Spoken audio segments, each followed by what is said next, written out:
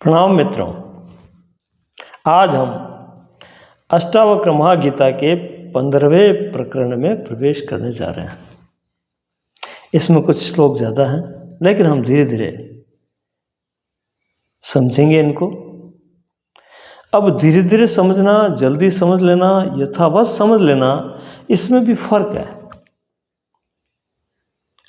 बहुत से व्यक्ति सुन करके, पढ़ करके, अभ्यास और प्रयास करके भी समझ नहीं पाते हैं। जैसा समझना चाहिए वैसा नहीं समझ पाते, कुछ और समझ जाते हैं या समझते ही नहीं है। ऐसी बातें हमारे साथ हो रही है जीवन में। उसी पर ये श्लोक यहाँ से प्रारंभ करता है। कहते हैं कि यथा तथो उपदेशेन कृतार्थ सत्व बुद्धिमान आजीवम अपि जिज्ञासुः परः तत्र विमुह्यते। यथा तथो उपदेशेन, जहाँ तहाँ उपदेश हो रहे हैं, व्यक्ति सुन भी रहा है, खुद भी उपदेश कर रहा है, लेकिन कृतार्थ सत्व बुद्धिमान, जो यथार्थ के ऊपर सत्व का जिज्ञासु है, पूरी लगन है उसकी, एक अभिप्सा है भीतर, वही समझ पाता है। और समझने के लिए भी दो तीन तरह की इन्होंने उपमाएं, लेयर्स, उनकी स्थिति बताइए कि जो वास्तविक समझ रहा है, ठीक ठीक से समझ रहा है, उसमें समय का भी कोई मतलब नहीं है। कितनी देर में समझ में आएगा, कब आएगा, आएगा कि नहीं आएगा, ऐसी उहापोह भी उसमें नहीं है। सिर्फ पूरा ज्यों का त्यों श्रवण करके, बिना किसी अपनी मान्यताओं और धारणाओं को बीच में लाए हुए, ज्यों का त्यों चिंतन और मनन में लगा हुआ है, एज इट इज, यथावत। यथावत रहना भी बड़ा मुश्किल काम है, क्योंकि मन रहने नहीं देता। वहाँ बहुत से विचार विमर्श करता रहता है, पुरानी बातों को ला करके उसको विचलित करता रहता है। तो जो यथावत रह करके सहजता से समझ लेता है, वो उत्तम अधिकारी है। और मध्यम, वो जो अपनी तरफ से बहुत सी बातें उसमें लगाता है और विचार करता है, कब समझूंगा, उसने ये कहा, ये दूसरी बातें कह रहे हैं, तो जो मैं पहले समझा उसका क्या होगा, वो सही है कि गलत है, या ये सही है। इस तरह की उधेड़ बुन में लग करके और वो अपना समय भी तय करता रहता है और शंकाएं भी करता है कि समझूंगा कि नहीं समझूंगा और कितना समझ पाऊंगा। ये जो उधेड़ बुन चल रही है, इसके भीतर जो चल रहा है वो मध्यम अधिकारी है। और फिर कहा है अधम। अधम तो वो जो ऐसे ही कभी संयोगवश चला गया और सुन लिया तो सुना अनसुना कर देता है, उससे कोई मतलब नहीं रखता है, वो उसका चित्त कहीं और लगा रहता है। ऐसे एक फॉर्मेलिटीज को हम कहते हैं औपचारिकता, उस तरह से वो जो है वहाँ बैठा रहता है, मतलब कुछ नहीं उसको, उससे न उसमें उसकी जिज्ञासा है, वो अधम प्रकृति का है। एक दोहे में कहा है कि ज्ञान दड़ी चोड़े पड़ी, सब कोई खेलन जाए, मूर्ख उसे उलांगिया और चातुर ले उठाए। ये जो खेल है समझने का, ये खुला है। ज्ञान दड़ी चोड़े पड़ी, सब कोई खेलन जाए। सब चाहते हैं कि हमें भी कुछ समझ में आए, लेकिन मूर्ख चले उलांगिया, मूर्ख उसको उलांग करके निकल जाता है, उसके ऊपर से होकर के लांग करके चला जाता है। और चातुर ले उठा है, जो चतुर व्यक्ति होता है, कहा है कि कृतार्थ सत्व बुद्धिमान, इसी श्लोक में वही कृतार्थ होता है जो अपनी बुद्धि में जो है पूरी लगन के साथ लगा रहता है।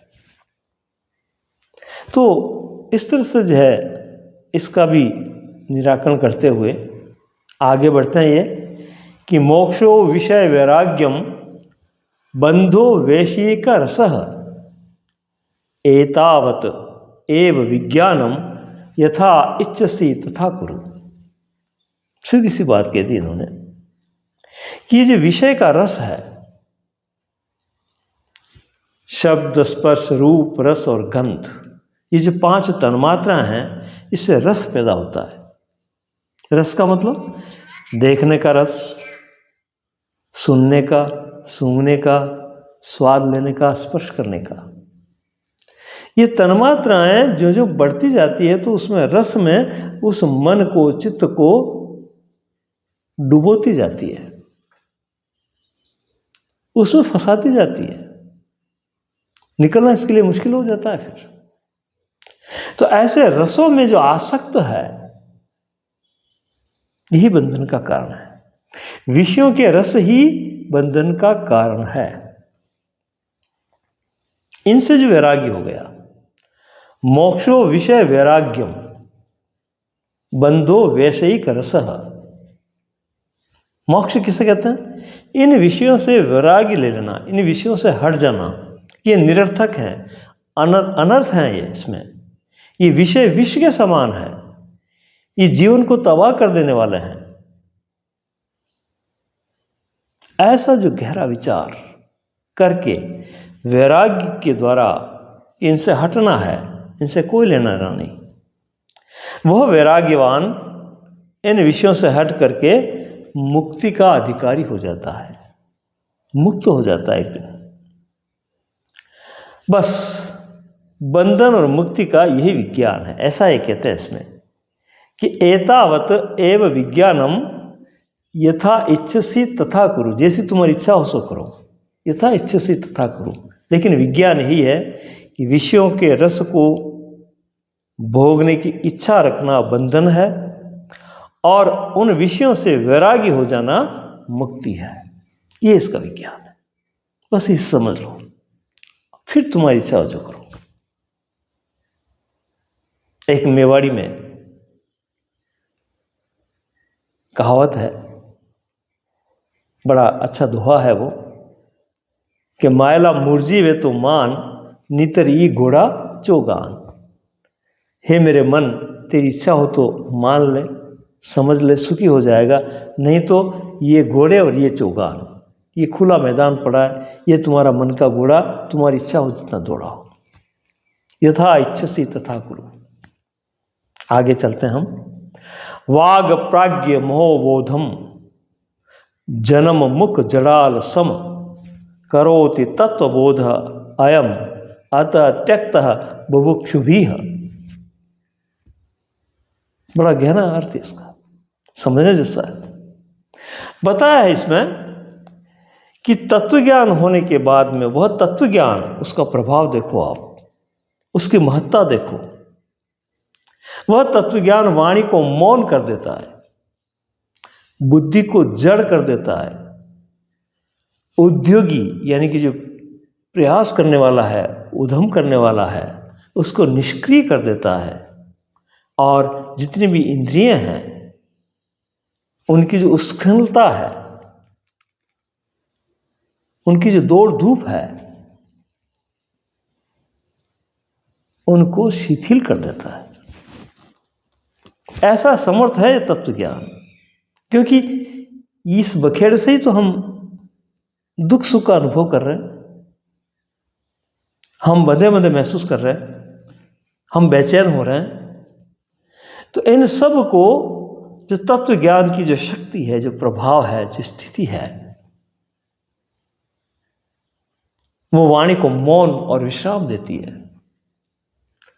बुद्धि जो हम जितनी चलाते हैं, उठा पटक करते हैं, योजनाएं बनाते हैं और फिर फंसते जाते हैं, दुखी होते हैं, समस्याएं पैदा करते हैं, फिर समाधान करते हैं, समाधान हो नहीं पाता है। तो इस उलझ जुलूल के चक्रव्यूह से बुद्धि निकल नहीं पाती है, निकलने के प्रयास में भी फंसती जाती है। ऐसी बुद्धि जड़ हो जाती है। यदि ये तत्व ज्ञान, ये आत्मज्ञान, ये स्वस्थिति का बोध जिसमें आ गया, फिर वहां बुद्धि का कोई काम नहीं, बुद्धि का काम हो चुका। बुद्धि व्यवहार में काम करती है, वहाँ उसकी कोई अहमियत नहीं, वहाँ उसकी आवश्यकता नहीं, जरूरत नहीं। इसलिए कहा है कि वाग प्राज्ञ मोहोद्योगम जन्म मुख जड़ाल सम। ऐसी तत्वबोध की बात है। मुख हो जाता है, वो मौन हो जाता है और बुद्धि जड़ हो जाती है। तो ऐसा तत्वबोध कौन प्राप्त करना चाहेगा? जो वास्तव में कुछ नया चाहता है, कुछ परिवर्तन चाहता है, कुछ जीवन में जो है एक उछाल चाहता है, एक उत्सव चाहता है, एक आनंद चाहता है, वही तो करेगा। वरना अगर ये श्लोक कोई आसक्त देख ले, कोई कर्मी जीव देख ले, कोई फंसा हुआ जो है आसक्त, यानी कि किसी चीज़ें मुझे छूट न जाए, मैं और अधिक पाऊँ, अधिक संचित करूँ, कोई ले न जाए, कहीं खराब न हो जाए, मैं ऐसा हो जाऊँ, मैं वैसा हो जाऊँ, इस तरह की जिसमें धारणाएं हैं, वो अगर ये पढ़ेगा तो वो तो रुक जाएगा। वो कहेगा कि जब आत्मबोध अगर ऐसा करवाता है कि वाणी को मौन कर देता है, बुद्धि को जड़ कर देता है, और जो प्रयासरत है उसको निष्क्रिय कर देता है, तो ऐसा ज्ञान हमें नहीं चाहिए। जबकि ये बता रहा है कि तुम ये करके अशांत हो, दुखी हो, मैं तुम्हें शांति का मार्ग बता रहा हूँ। ऐसा ऐसा होगा इनमें, तभी तो तुम शांति को महसूस कर पाओगे, शांत हो पाओगे। तो इस तरह का ये गूढ़ रहस्यमय ज्ञान है, बड़ी शांति से इसको समझना होगा। न तुम देहो न ते देहो, न तुम देहो न ते देहो, भोक्ता कर्ता न भावना, चिद्रूप असि सदा, साक्षी निरपेक्ष सुखम चर। अरे तू वास्तव में क्या है? तेने जो मान रखा है उससे छुड़ा रहा हूं मैं। वास्तव में तू क्या है? न तू देह है न देह तेरी है, न तुम देहो न ते देहो, न तो तू देह है, शरीर है, और न शरीर तेरा है। ये बिल्कुल अकाट्य सत्य है। ये बीच में ऐसे ही भ्रमित रूप से महसूस हो रहा है, लेकिन शरीर कब किसका हुआ? कितने आए ऋषि महर्षि अवतारी जिनका इतिहास हम पढ़ते हैं, वो भी चले गए और हमारे सामने जा रहे हैं। सब कुछ बखेड़ा करते हुए, सबको छोड़ करके सब जा रहे हैं। ये देह जा रही है, तो देह कहाँ रही, कब रही, किसकी रही? जाएगी। इसलिए अपने को देह मान करके तू बैठा रहेगा तो तू भ्रमित है, तू गलत समझ रहा है। ये सही समझ नहीं है। न तुम देहो न ते देहो, भोक्ता करता न वा भवान, भोक्ता करता न वा भवान। न तो तू भोगता है न तू करता है। अब जब तक देह नहीं है तो तू किसका भोगता है, किसका करता है? मैं देह नहीं हूं, इस बात से ये अष्टावक्र गीता शुरू होती है। और इसी को समझने के बाद में जनक को विदेह राज जनक कहते हैं, विदेह देह से रहित जीने वाला। तो जब तू देह के पीछे ही तो सब कर्म हो रहे हैं, देह से ही तो भुगतान हो रही है, देह से ही तो कर्ता भोक्ता के अभिमान पैदा हो रहे हैं। जब देह ही नहीं, देह तेरी नहीं, तू देह नहीं, तू आत्मा है, तो इस देह को जानने वाला है। और जो जानने वाली जो चीज होती है, तू उससे अलग होता है, तभी जाना जाता है। तो जो तू जान रहा है, जो तू धारणा करके बैठा है, मान रहा है, वो तू नहीं है। सीधी सी बात। लेकिन गहराई से समझना पड़ेगा, जिज्ञासा रखनी पड़ेगी, अन्वेषण और प्रयोग करने पड़ेंगे स्वयं पर, खुद पर। यह विज्ञान से परे की बात है। विज्ञान अन्य चीज़ों पर प्रयोग करता है, लेकिन यहाँ जो प्रयोग करता है उसी पर प्रयोग है। अपने आप को उसमें ढालना है, अपने आप को महसूस करना है। बहुत गहन बात है ये। तो कहा है कि अगर ऐसा है तू कर्ता भोक्ता नहीं है, तू देह नहीं है, देह तेरी नहीं है, ये अगर निश्चय हो गया, ये समझ में आ गया तेरे, तो चिद्रूपः असि सदा साक्षी निरपेक्षः सुखम चर। फिर तुम चेतन स्वरूप है, चिद रूप है और सदा है, आज है और कल नहीं, ऐसा नहीं। चिद्रूपः असि सदा, तू है सदा के लिए चेतन है। सदा के लिए चेतन होना ही तेरा वास्तविक रूप है, वास्तविक स्वरूप है। बाकी जो ये बीच में आए हैं ये सब जंजाल है। साक्षी निरपेक्ष सुखम चर, बिना किसी की अपेक्षा किए साक्षी मात्र रह करके सुखम चर, सुखपूर्वक विचरण कर। कितनी प्यारी बात है। आगे कहते हैं वो कि राग द्वेषो मनोधर्मो न मनस्ते कदाचन निर्विकल्प असि बोधात्मा निर्विकार सुखम चर। जो भी राग द्वेष है, राग का मतलब चाहना, आसक्त होना, आकर्षित होना,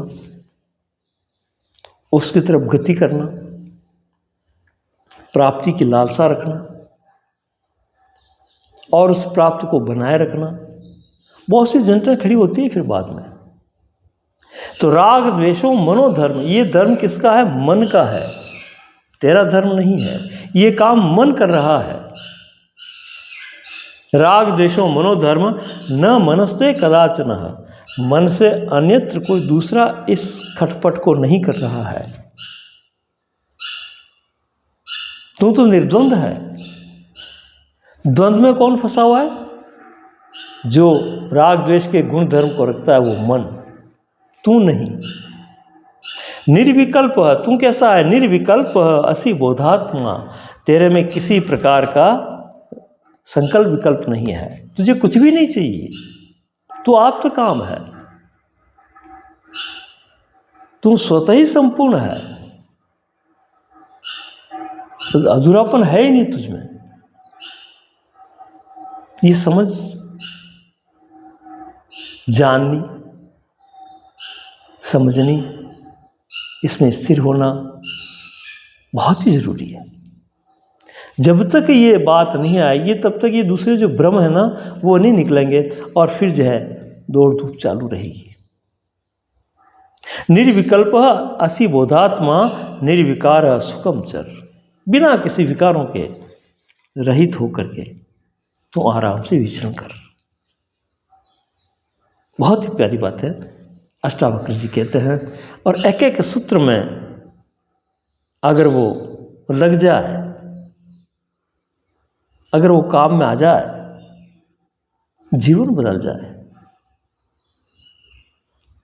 सर्वभूतेषु च आत्मानं सर्वभूतानि च आत्मनि विज्ञाय निरहंकार निर्ममः त्वं सुखी भव। ये जो सब कुछ दिखाई दे रहा है सब आत्मस्वरूप है। आत्मा के अलावा और कुछ नहीं है, तेरा ही स्वरूप है। क्यों तू अन्य मान करके उसमें फंस रहा है?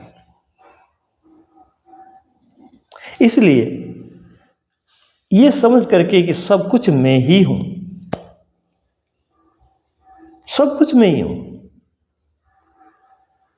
जब ये अभेद अवस्था आ गई, ये दूसरा है मैं दूसरा हूं, तो फिर व्यवहार होगा, हलन चलन होगी, लेन देन होगा।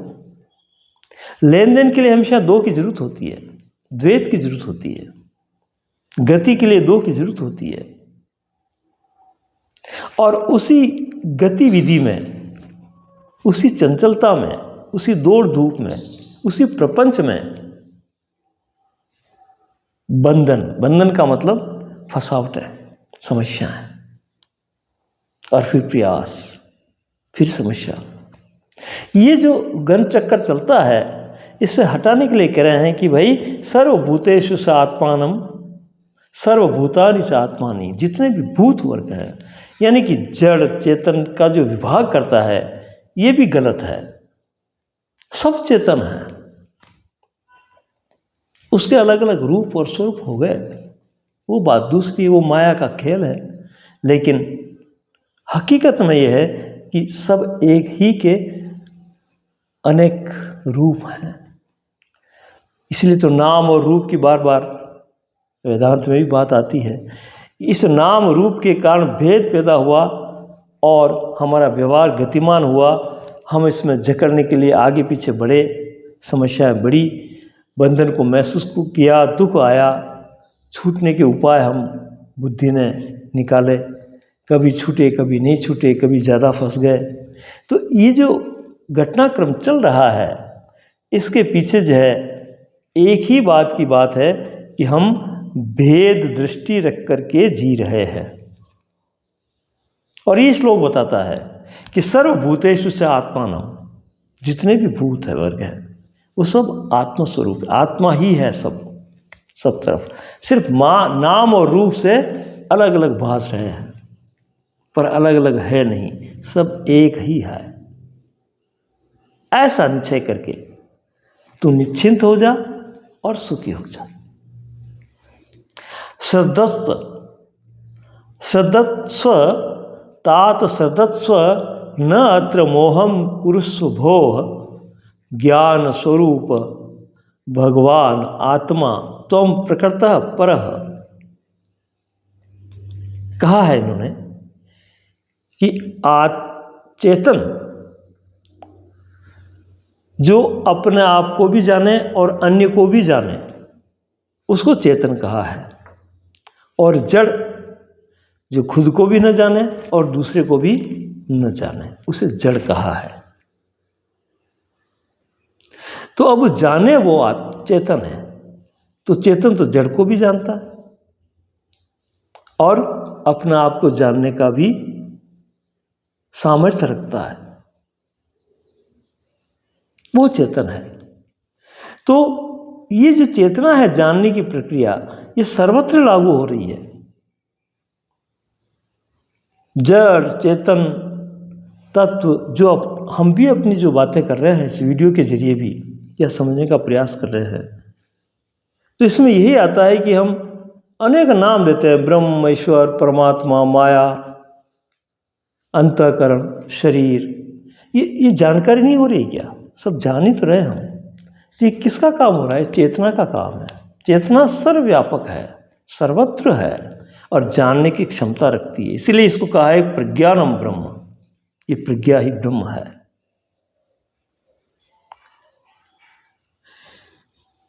तो जानता हुआ सबका साक्षी रहे, उनमें उलझे नहीं, वो प्रकृति से के साथ रहता हुआ भी चेतन है। वो चेतन, वो समर्थ है, वो सबके साथ है और सब वही है। ये बड़ा कठिन होगा समझने के लिए कि फिर साथ रहना क्यों कह रहे हैं। साथ रहने में भी तो द्वैत बात आती है, दूसरा आता है जिसके साथ रहा जाए। बस ये समझते समझते समझ में आ जाए कि सब मैं ही हूं, सब आत्मा ही है। अब देखो इस बात को आगे श्लोक में बताते हैं ये कि विश्वम स्फुरति तत्र इदम तरंगा इव सागरे तत्त्वम एव न संदेह चिन्ह मूर्ते विज्वर भव। ये जो सारा विश्व है, ये चेतना के सागर पर तरंगित हो रहा है। ये तरंगे ही अन्य रूप से भास रही है, जबकि सागर ही तरंग के रूप में तरंगित हो रहा है। सागर और तरंग में कोई भेद नहीं। तो अधिष्ठान कौन है इसका? आधार कौन है सबका? चेतन। इस चेतन के अधिष्ठान पर सारा विश्व का खेल चल रहा है। तो इसका क्या मतलब हुआ कि अधिष्ठान ही अगर अनेक बन रहा है तो वो अधिष्ठान के अंश हुए, उसी के रूप हुए। छोटे बड़े गुण धर्म वाले, अनेक प्रकार की गतिविधि करने वाले, ये जो खेल है इससे हम भेद करके अन्य मान लेते हैं, लेकिन अन्य है नहीं। सागर और तरंग एक ही बात है, बिना सागर के तरंग हो नहीं सकती। हाँ, बिना तरंग के सागर हो सकता है। तो इसी बात पर ला रहे ये कि जितने भी तरंगे हैं ये उस सागर की ही है, सागर की वजह से है, सागर ही इसका अधिष्ठान है, सागर ही इसका आधार है। और यदि हम सोचें कि हम तरंगों में उलझे हुए हैं, तरंगों से आसक्त हो गए हैं, तरंगों से मोहित हो गए, उससे ग्रसित हो गए, उससे बंध गए हैं, तो फिर सागर का पता नहीं लगेगा। जबकि तरंग भी सागर का ही रूप है, उसका हमने नाम रूप दे करके उसे विभेद कर दिया, भेद कर दिया। यदि हम समझ गए कि अगर सागर न हो तो तरंगे न उठ सके, लेकिन तरंगे न हो तो भी सागर गायब नहीं हो सकता, सागर तो है ही, बिना तरंग के भी सागर रहेगा। तो ये जो चेतना है, ये सारे प्रपंच अगर विलीन हो जाएं, सारे प्रपंच गायब हो जाएं, तो भी चेतना रहेगी, अधिष्ठान कहीं जा नहीं सकता।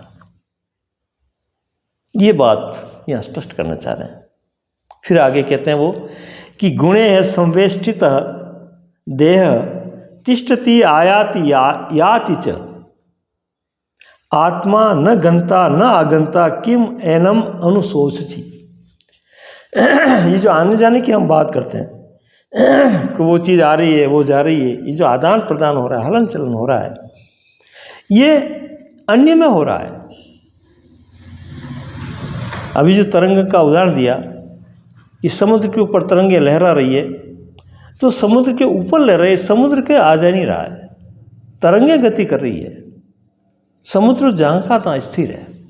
इसी तरह से जो चेतना है, ये जो आत्मा है, कहा है कि गुणे संवेष्टित देह तिष्ठति आयाति याति च आत्मा न गंता न आगंता। आत्मा न तो आती है न जाती है, भरी पूरी है, कहाँ जाए, आने जाने की जगह ही नहीं, सर्वत्र है, व्याप्त है, जहाँ की तहाँ है, तटस्थ है, ज्यों की त्यों है, कहाँ आने जाने की जरूरत है उसको। आत्मा न आती है न जाती है। ये आने जाने का जो खेल है, ये आत्मा से के ऊपर, अधिष्ठान के ऊपर जो खेल चल रहा है उसमें हो रहा है। आत्मा तो ज्यों की त्यों है, सर्वाधार है सबका। ये बात समझ लेने जैसी है, क्योंकि बहुत सी जगह होता है ऐसा कि इसमें से आत्मा निकल गई, ये मृत हो गया, मर गया, ये आत्मा थी तब जिंदा था। ये गलत बात है। आत्मा न निकलती है न कहीं रहती है, वो तो सर्वत्र है। जैसे 10 घड़े हैं, उसमें पानी भरा हुआ है और सूर्य का प्रतिबिंब उसमें गिर रहा है। अब घड़े इधर उधर चलते हैं, सूर्य थोड़ी चलता है उस घड़े के साथ। और घड़ा अगर फूट गया तो प्रतिबिंब गायब हो गया। हम कहते हैं कि आत्मा चली गई, नहीं, प्रतिबिंब गायब हो गया, अदृश्य हो गया। वो जो कॉम्बिनेशन था, वो जो एक तरीका था प्रतिबिंब होने का, वो सिस्टम बिगड़ गया, वो व्यवस्था बिगड़ गई। इसलिए प्रतिबिंब बिंब तो है, सूर्य तो अभी भी है। तो जो आत्मा रूपी सूर्य है वो तो ज्यों का त्यों है, वो कहीं आता जाता नहीं है। आने जाने का जो भ्रम पैदा हो रहा है हमें, वो इस प्रतिबिंब की वजह से हो रहा है, द्वैत की वजह से हो रहा है। देह तिष्ठतु कल्पानंतम गच्छतु एव वा पुनः क्व वृद्धि क्व च वा हानि त्वचिंता चिन्ह मात्र रूपिणः। देह कल्पों तक रहे या इसी क्षण चली जाए, इसके बढ़ने और घटने में साक्षी को कोई हानि और लाभ नहीं है। वही बात आ गई वापस, आत्मा ज्यों की त्यों है, क्योंकि जिसे उस सूर्य का उदाहरण दिया अभी हमने, इसमें उस घड़े में पानी घटे बढ़े हलचल करे, घड़ा फूटे, प्रतिबिंब रहे न रहे, उससे बिंब को कोई फर्क नहीं पड़ता। जो अधिष्ठान है वो ज्यों का त्यों है। इसलिए देह को लेकर के जो हम चिंतित होते हैं कि क्या होगा, आत्मा रहेगी कि नहीं रहेगी, इसका मतलब हम आत्म तत्व को नहीं समझे। आत्मा को हम देह के साथ आने जाने वाला विचार करके समझने का प्रयास कर रहे हैं, और ये समझ गलत है, ये भ्रांति है। ऐसा नहीं होता है। देह अनेकों है, ऐसी बनती और बिगड़ती रहती है, लहरें हैं, समुद्र पर चल रही है, लेकिन समुद्र ज्यों का त्यों अपने आप में स्थित है, जहाँ का तहाँ है, वो कहीं आता जाता नहीं है।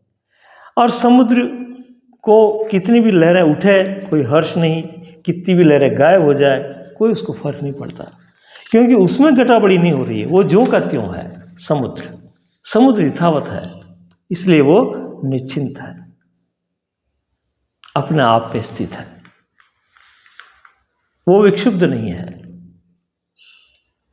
त्वयि अनंत महाअंबोधो विश्व विचिह स्वभावतः उदेतु वा अस्तम आयातु न ते वृद्धि न वाक्षति है।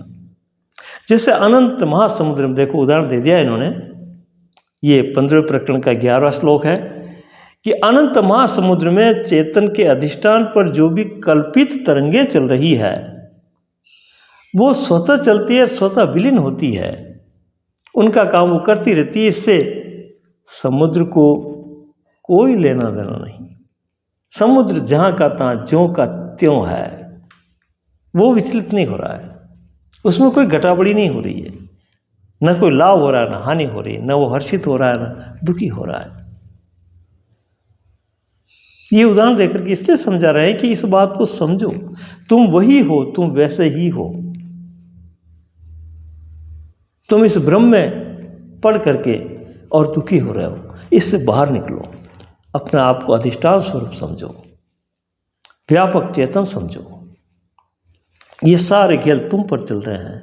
ये खेल नहीं होंगे तो भी तुम तो होगे ही, तुम तो हो ही, तुम कहीं नहीं जा सकते। ये खेल बनेंगे, बिगड़ेंगे, चलते रहेंगे, तुम्हें इससे कोई फर्क नहीं पड़ता। तुम ज्यों के त्यों हो, तुम न तो घटते हो न बढ़ते हो। फिर आगे कहते हैं ये कि तात चिन्ह मात्र असि न ते भिन्नम इदम जगत अतः कश्य कथम कुत्र हेयोपादेन कल्पना। ये जितनी भी वस्तुएं हैं कल्पित, द्वैत, इस संसार के हलन चलन, जो कुछ भी हमें दिखाई दे रहा है, जानकारी में आ रहा है, वो सब ये समझ करके देखना है कि ये सब खेल चल रहा है, स्वतः चल रहा है, इसमें कोई कुछ नहीं कर रहा है, स्वतः चल रहा है, ऐसा ही है, ये जैसा है वैसा है। अब इसमें क्या ज़्यादा बुद्धि खपानी, ज़्यादा दिमाग लगाने की जरूरत नहीं, बस ये समझना है कि ये खेल मेरे साथ साथ हो रहा है, ये चलता रहेगा, विलीन होता रहेगा, इसका काम है, लेकिन मैं ज्यों का त्यों हूँ, मुझ में कोई घटाबड़ी नहीं। एकस्मिन् अव्यये शांते चिदाकाशे अमले त्वयि कुतः जन्म कुतः कर्म कुतः अहंकार एव च। मुझ चिदाकाश में, मैं जो अनंत सत्यम ज्ञानम अनंतम, ऐसी स्थिति में जो मैं हूँ, मेरा स्वरूप है, उस निर्मल चिदाकाश में कहाँ कर्म, कहाँ विकार, कहाँ जन्म, कहाँ मरण, ये सब नहीं है। ये सब द्वैत में हो रहा है, दूसरे में हो रहा है। और दूसरा भी मुझसे ही उत्पन्न हुआ है। मेरा जो स्वयं स्वरूप है वो अद्वैत है, ज्यों का त्यों है, उसमें कोई भ्रम नहीं, कोई उलझन नहीं, कोई द्वैत नहीं। यत त्वं पश्यसि तत्र एकः त्वं एव प्रतिभासते, किम पृथक भासते स्वर्णात कटक कंगना नुपुरः। अब देखो, और इसको जो है स्पष्ट करने के लिए आगे बढ़े हैं। ये जो द्वैत भास रहा है, ये तुम्हारी मंद बुद्धि का कारण है, ठीक से समझ नहीं पा रहे हो। जैसे उदाहरण दिया है कि जैसे सोना है, उसकी जो है नूपुर बन गए, कंकण बन गए, अनेक प्रकार के जो है उपकरण श्रृंगार के लिए चीजें बना दी, आभूषण बना दिए, लेकिन वास्तव में वो सब आभूषण सोना ही तो है, सोने से अलग थोड़ी है। नाम रूप के भेद से हम उस भ्रम में पड़ गए कि ये है और ये है। लेकिन अगर एक ही शब्द में एक ही साथ कहा जाए, संपूर्णतया कहा जाए, तो वो सोना है और कुछ नहीं इसके अलावा। मूल बात सोना है। तो ये जो पृथक की सत्ता, नाम और रूप से जो पृथकता आ रही है, यही भेद हो रहा है। और इसी भेद के चक्कर में हम भयभीत भी हो रहे हैं और द्वैत में फंसते भी जा रहे हैं, अलगाव भी हो रहा है, इससे विभाग हो रहे हैं, अधिष्ठान से हटते जा रहे हैं, हमारे स्वरूप से हम अलग हो रहे हैं। हम हैं क्या और समझ क्या रहे हैं। ये विभेद पैदा कर रहा है भ्रम, और इस भ्रम में जो है अनेक प्रकार की समस्याएं पैदा हो रही है। तो ये जो कारण है, इससे पृथक वो सत्ता नहीं हो सकती। कारण कौन है? सोना। और आभूषण जो है उसके कार्य हैं। कार्य कभी कारण से अलग नहीं होता, उसके साथ साथ ही होता है। कारण हर कार्य में मिला रहता है, उसके साथ होता है। हर आभूषण में सोना साथ में है। सोने को निकाल दो उस आभूषण से, तो क्या वो आभूषण रहेगा? नहीं रहेगा ना। यही बात है। जैसे समुद्र और तरंग की बात करें तो तरंग में से समुद्र को निकाल दो, क्या तरंग रहेगी? नहीं रहेगी। तो वही बात है समझने की कि ये जितने भी पृथकता, भेदवाद जो पैदा हो रहा है बुद्धि में, वो इस नाम रूप की वजह से हो रहा है। और इसको हमें समझना है कि ये भी उसी में से आया। और जब कभी कहते हैं कि सब कुछ आत्मा ही है, वो इस उदाहरण से समझ में आता है कि सब कुछ सोना ही है। जितने भी आभूषण हैं सब सोना है, जितनी भी तरंगें हैं सब समुद्र है। इस तरह से समझना पड़ेगा। अयम सह अहम न अयम अहम विभागम इति संत्यज सर्वम आत्मा इति निश्चित्य निसंकल्पम सुखी भवम। मैं फिर भेद की बात को स्पष्ट कर रहे हैं इस श्लोक में कि यह तू है और यह मैं हूं। ये जो भेद है तू और मैं का, इस भेद से अनेक विडंबनाएं पैदा हो रही है, अनेक बखेड़े पैदा हो रहे हैं इसमें। इससे रहित होकर के सब कुछ आत्मा है ये निश्चय करके सुखी हो जा। इस भेद में जब तक रहेगा तो ब्रह्मजाल में रहेगा, दुखी रहेगा। ये तू मैं जब तक चलती रहेगी तब तक जय शांति नहीं है, तब तक विवाद खड़े रहेंगे, समझ भी नहीं पाएगा। और इस प्रयास में, इस तू और मैं को एक करने की कोशिश में नहीं, बल्कि इनके अलगाव में जो है तू भटकता रहेगा। न तू है न मैं है, सब तरफ वही सर्वव्याप्त चेतन है, तुम ही तुम है। ये बात भी बहुत से संत कहते हैं साकारवाद में कि तू ही तू है, तो फिर मैं नहीं है। अब जब तू ही तू है तो मैं कोई है तो कह रहा है कि तू है। मैं की अपेक्षा में मैं ही बोल सकता है तू, वरना तू भी क्यों कहेगा?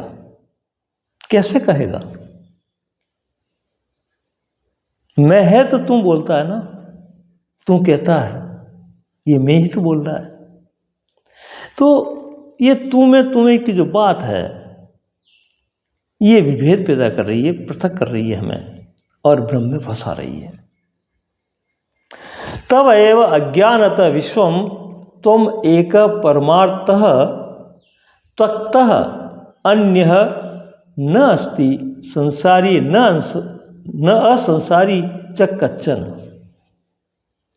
आत्म तत्व के बाधक में, यानी कि आत्म तत्व की या अपने आप की जानकारी न होने से, अपने आप से अनजान होने की वजह से ये विश्व जो है बाधा बना हुआ है। ये विश्व बीच में खड़ा दिखाई दे रहा है। जिस दिन अपने स्वरूप को, अपने आप को पहचान लिया, अपने आप को जान लिया और उसमें स्थित हो गए, फिर विश्व आपको अड़चन पैदा नहीं कर सकता। चाहे ऐसे कितने ही विश्व और आ जाएं या चले जाएं, आपको उससे कुछ भी लेना देना नहीं रहेगा। ऐसे शांत चित्त होकर के, ऐसे आत्मस्थ होकर के अपने आप में आनंदित रहेंगे, फिर घटाबड़ी का कोई भी अड़चन नहीं रहेगी। यानी कि जो अपने में नहीं है, जिसको अपने स्वरूप का बोध नहीं है, उसमें स्थित नहीं है, वो अज्ञान है। और जो अपने आप में है वो ज्ञान है। तो ये अज्ञान है, ये बाधक बनता है, ये बाधाएं पैदा करता है और अड़चनें पैदा करता है। इससे निकलने के लिए आत्मस्थिति ही एक मात्र रास्ता है, एक मात्र उपाय है, एक मात्र स्थिति है। भ्रांति मात्रम इदम विश्वम, फिर कहा है, देखो इसी बातों को स्पष्ट करते हुए जा रहे हैं कि भ्रांति मात्रम इदम विश्वम, जितनी भी भ्रांति है, भ्रम है, ब्रह्म मात्र ही विश्व है नहीं और है जैसा दिख रहा है। भ्रांति मात्रम इदम विश्वम न किंचित इति निश्चय, ये कुछ भी नहीं है, ये सब बेकार की झंझटें हैं, फालतू की बात है, ये कल्पना है, ये ऐसे एक स्वप्न चल रहा है, ऐसे एक माया है। निर्वासना स्फूर्ति मात्र न किंचित इव साम्यति। तो भ्रांति जिसकी निकल गई कि ये विश्व है ही नहीं, मिथ्या है, ब्रह्म सत्यम जगत मिथ्या, है ना। तो ये जितनी भी भ्रांतियाँ निकल गई तो वो स्फूर्तिवान होकर के स्वच्छंद जीवन जीता है, फिर किसी का दबाव नहीं, फिर किसी की गिरफ्त में नहीं, फिर किसी में आसक्त नहीं, किसी से बंधा हुआ नहीं, जीवन मुक्त होता है, उसका जीवन सार्थक है। एक एव भवाम्बोधो आसित अस्ति भविष्यति न ते बंधः अस्ति मोक्षः वा कृत्य कृत्यः सुखम चर। इस विश्व दृश्य में तू ही एक अकेला दृष्टा है, तेरे सिवा दूसरा कोई नहीं, बाकी सब भ्रम है, मिथ्या है, तू ही है, तू अकेला एक। इसमें सब बातें आ गई, व्यक्ति आ गए, वस्तु आ गई, विचार आ गए, सब कुछ सम्मिलित है इसमें। तो ये बताते हैं कि तू ही है एक दृष्टा, बाकी सब दृश्य है, बाकी सब तुझसे अलग है। तू ही सर्वाधार है, तू ही सबका सर्वाधार है, स्वयं अपने आप में तू सब कुछ है। बहुत गहरी बात कही थी इन्होंने। एक ही दृष्टा है और दृष्टा नहीं है, बाकी सब दृश्य। इस बात को समझो, ये बहुत गहरी बात है। ऐसा एकत्व, ऐसा दृढ़ निश्चय, ऐसी समझ, ऐसी स्थिति जब होगी, फिर कोई झंझट नहीं। एक एव भवाम्बोधो, एक ही समुद्र है जो लहला रहा है, सर्वत्र है वो। माँ संकल्प विकल्प भ्याम चित्तम क्षोभय चिन्मय उपसाम्य सुखम तिष्ठ स्वात्मनि आनंद विग्रह है। संकल्प और विकल्प के कारण चित्त क्षुब्ध हो रहा है। ये जो लहरें उठ रही है ना, ये संकल्प विकल्प के कारण हो रही है। हवाएं चलती है और लहरें उठाती है। संकल्प विकल्प रूपी हवाओं की वजह से ये जो शांत महासमुद्र है चेतना का, उस पर संकल्प विकल्प रूपी हवाओं से लहरें उठ रही है। अगर ये न हो तो उसकी महत्ता, उसकी सुंदरता, उसकी सौम्यता देखने जैसी है। वो फिर अपने आप में मस्त है, शांत है। और इन संकल्प विकल्प की वजह से ये सुखी दुखी हो रहा है, क्षुब्ध हो रहा है।